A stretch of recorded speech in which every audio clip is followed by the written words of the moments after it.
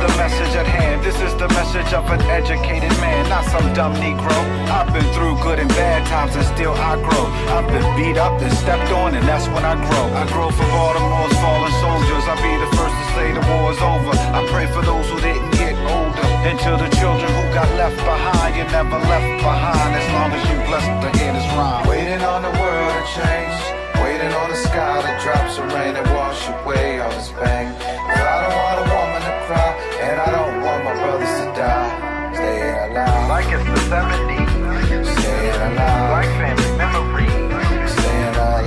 Tight like the beach bed. I can feel the city breaking and shaking, and still we are staying alive.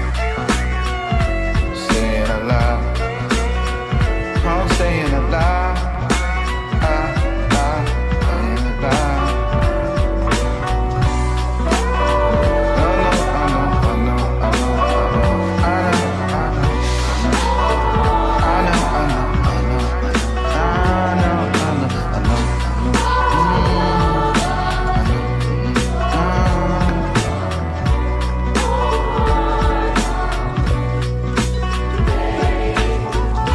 We now have no choice but to look at our institutions and to say, if you're in our community, you're going to be contributing to the community building process.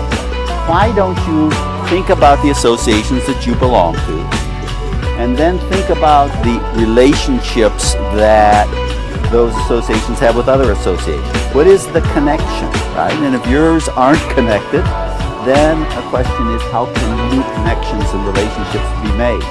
On the other side of it, however, has to do with the potential relationships. Here the question is, if you thought about a community goal, what would your association need to do with other associations to deal with that community's goal? For instance, reintegrating youth into our everyday life. What would the table look like if it were set with associations that were ready to say to the young people in our society, come on, we need you. Think about the institutions in your community, identify them, and then take one of them and think about what that institution has as treasures inside, and identify the treasures. How could what it has be used in our community to make our visions come true and our possibilities grow?